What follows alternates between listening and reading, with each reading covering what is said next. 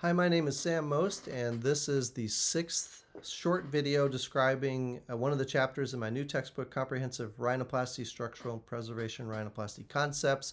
It is from QMP Publishers. It's available online. It is the first textbook on structure and preservation. So if you're a rhinoplasty surgeon who's interested in that, it's I think a great way to go. We're very lucky to have received 5-star reviews, including from Aesthetic Surgery Journal. So I think a lot of people are liking this book. This book has 5 sections, which include preparation and evaluation of the patient, which is section 1. Section 2 is primary rhinoplasty, structure and preservation methods, including dorsum and tip methods. Part 3 is revision rhinoplasty, and part 4 is special topics such as non-Caucasian rhinoplasty and crooked nose and grafting methods. And part 5 is a series of chapters which describe individual cases in great detail. Now, the book also has videos interspersed throughout it showing different techniques and 4 full cases associated with it, including structure and preservation techniques. It's got a number of wonderful illustrations, over 100, and I think you'd like it very much. So let's dive into chapter 6. And this is management of the bony vault. And this is something that's really important in rhinoplasty. And it really has evolved quite a bit in my practice in the past 5 or 6 years. And so when we think about the nasal vault, it's important to understand that we're working on not just the nasal bones, but also the ascending process of the maxilla primarily. And that is actually described in the anatomy chapter, which was the first video I shot in the first chapter of the book. But basically, we're really trying to create, when we create an open roof or when we do dorsal preservation, beautiful dorsal aesthetic lines on the frontal view. So if it's a crooked nose or if they already have nice dorsal aesthetic lines, you'll want to either change or preserve those respectively.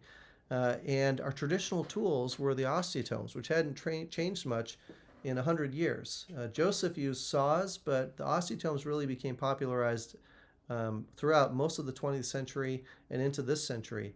My friend and colleague Olivier Gerbeau popularized the use of the piezoelectric instruments and has designed little saws that can be used and rasps, and those are shown here in the bottom right. In fact, newer ones are coming out all the time, and this has been my preferred method for the past 6 or 7 years now. And so it's really revolutionized how we treat the bony vault. We use terms now like rhinosculpture. We can really manipulate the nasal bones and secure them into new positions, as described in this chapter in great detail. So, as I mentioned earlier, the lateral osteotomies that were performed are primarily in the ascending process of the maxilla.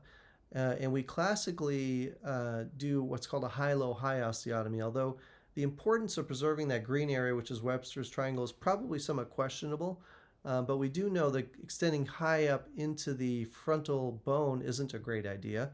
And so the last portion of our lateral osteotomy comes more anteriorly and fades in and actually will approximate or get close to our medial osteotomies.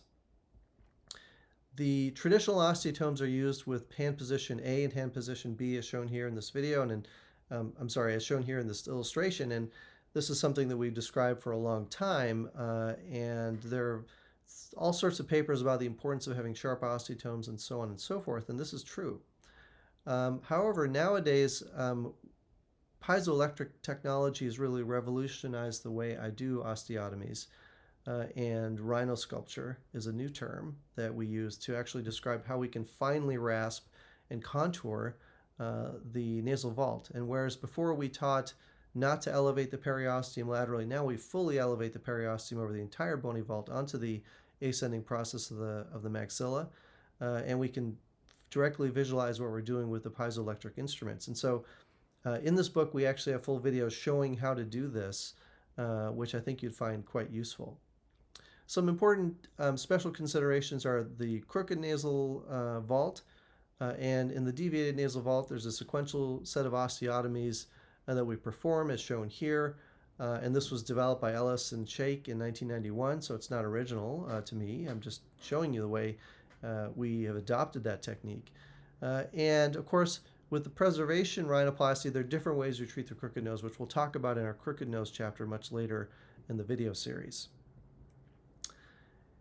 The use of fine osteotomes or the piezoelectric instruments to narrow the bony vault by removing wedge osteotomies is an important concept because previously the most common mistake that I saw was actually not over-resection but under-mobilization of the nasal bones and leaving an open roof. And this is something that we have much more control over now by using fine osteotomes, or even better yet, the piezoelectric instruments, to remove small portions of bone and fully mobilize the nasal bones and secure them.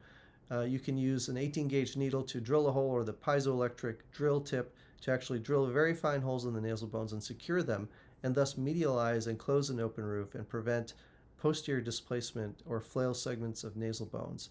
And that's really revolutionized us in terms of the power we have now over the nasal vault. And so in the chapter, we describe this in more detail and show videos of how to do this. So the primary indications for osteotomy are to narrow the bony vault, to close an open roof, which is what we describe mostly in this short description, and to straighten or align crooked nasal bones. And the piezoelectric instruments have really revolutionized things for me. In this chapter, we go over how to use osteotomes in detail as well as the piezoelectric, and have videos accompanying for this. So this is just a brief taste of what the chapter is all about. I hope you find it enticing, and if you're interested in more, please check out the textbook at QMP Medical Publishers, and thank you.